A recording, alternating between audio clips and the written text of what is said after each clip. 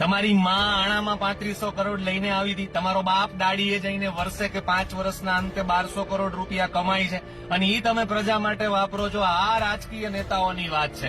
ગમે ત્યારે પત્રકારો આમ ભૂંગળા લઈને ઉભા રહી જાય એટલે મંડો છો, ચાલુ થઈ જાવ છો અને બોલવાની આમ ચળ ઉપડવા માંડે છે અને જાહેરાતો કરવા માંડો છો કે અમે આ કર્યું, અમે આટલા કરોડની આ કામ માટે આ ગ્રાન્ટ ફાળવી, એટલે શું ઉપકાર કરો છો? અને પ્રજાએ પાછી અજ્ઞાન અને અબુધ અને હરક પદુડી આમ સાંભળીને રાજી થઈ જાય.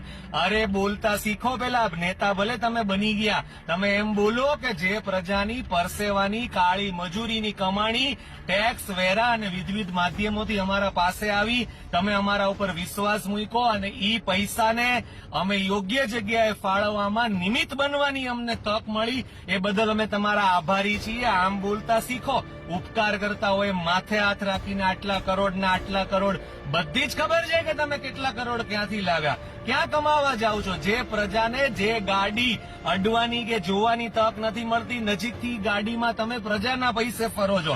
તમારું પેટ્રોલ, તમારી સ્ટેશનરી, તમારું દવાખાનું, અરે તમે અમારા ભરોસે જીવો છો અને અમારા પૈસે જીવો છો. તમારાથી મોટો તો ભિખારી બીજો કોઈ ના હોઈ શકે. આ સ્થિતિ છે અને આ આયોજન છે, છતાંય માથે આમ હાથ રાખવાનો કે આટલા કરોડની આ ગ્રાન્ટ કરીને, આટલા કરોડની આ ગ્રાન્ટ ફાળવીને, પાસ કરાવીને, મંજૂર કરાવી.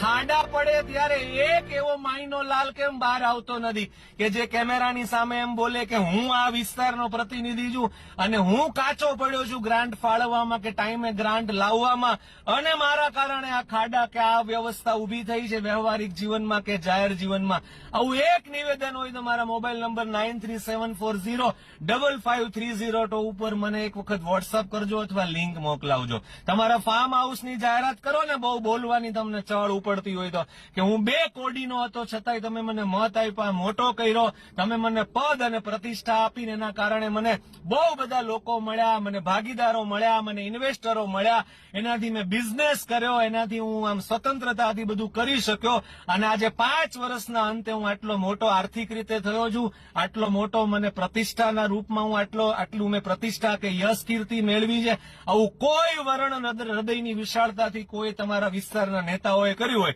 તો મને એની સાથે વાત કરાવજો ને એની યાદી મને તમે મોકલાવજો વોટ્સઅપના માધ્યમથી. મને ખબર પડે કે આવા દૂધે ધોયેલા આપણી આસપાસમાં કે આપણા રાજ્યમાં કે આપણા દેશમાં છે. એટલે મારી પ્રજાને ખાસ રિક્વેસ્ટ છે કે બહુ હરક પદુડું ના થવું, બહુ રાજી ના થઈ જવું ને આ લોકોને થોડા કંટ્રોલમાં રાખવા, નહીં તો મોઢામાં ઉતરવાના છે આવનારા 5-25 વર્ષમાં. આ બહુ નક્કી વાત છે. પછી ઈચ્છા અને ચોઈસ તમારી. મારી વાત, મારી વ્યથા મેં તમારા આગળ રજૂ કરી છે. તમારો વિચાર કોમેન્ટના માધ્યમથી મને ચોક્કસથી મોકલાવજો. પર્સનલ મોકલાવો તો મને વોટ્સઅપના માધ્યમથી ગમશે. આપ સૌનો ખૂબ ખૂબ આભાર. ધન્યવાદ.